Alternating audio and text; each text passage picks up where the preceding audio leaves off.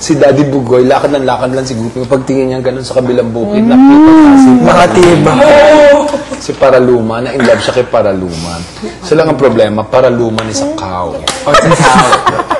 But Guppy really wants to boink Paraluma. Oh my God! Next point. Cartoon niya. Cartoon. Boink. So gumaganyan-ganyan si Guppy kay Paraluma man. Oh my God! Stay with your kind.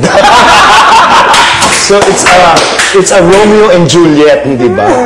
So ngayon, iniintay ni Guppy si Daddy Bugoy para, Daddy, in love ako kay Paraluma. Ano nangyari sa paa mo? Nangingilo po. Nangingilo. Ang ipin ng nangingilo. Parang ganun po yung feeling. My God. Paano nangingilo? Yung feeling na parang nangyayuma ka. Ano na? Oo, ganun. Parang ano? Pins and needles. Na parang sa knees. Baka namitig. Ano po yun? Yung the blood circulation. Siguro yung pagkaposisyon mo, hindi maganda yung blood circulation. Saka po. Kasi palagi ako naka. Okay.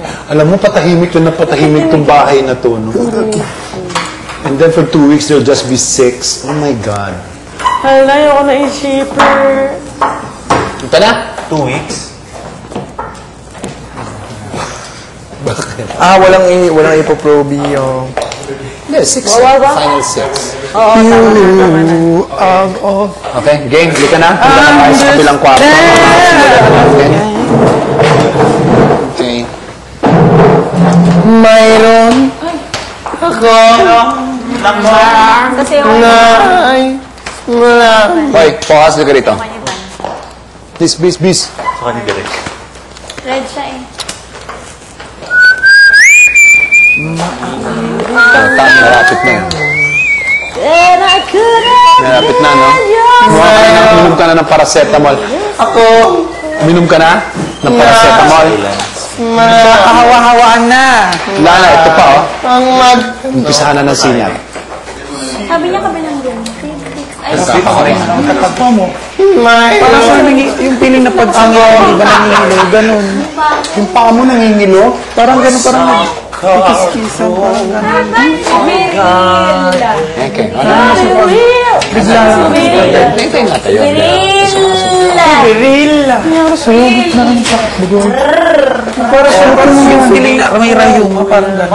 Hindi namimitig. Baka nagmimitig lang yan. Sige, thank you. Parang yung pag sa ngipin, hindi pa nangingilo, parang ganun, sir. Paano nangingilo? Hindi naman nangingilo. Paano? Parang ganun nga ba yung feeling? Bakit? Bakit?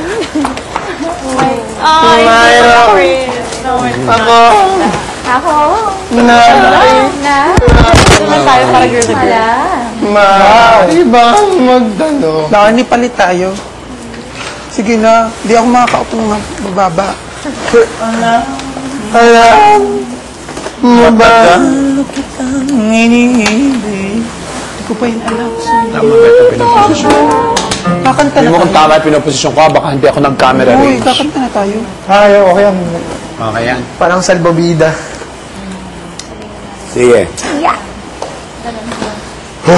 I see a little silhouette of a camera. Pakaunti tayo ng pakaunti, ano?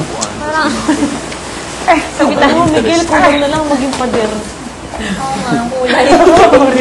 Okay, guys. All right. Let's get this done as painlessly as possible. Hello and good afternoon. Good afternoon po. Sure ba? Okay.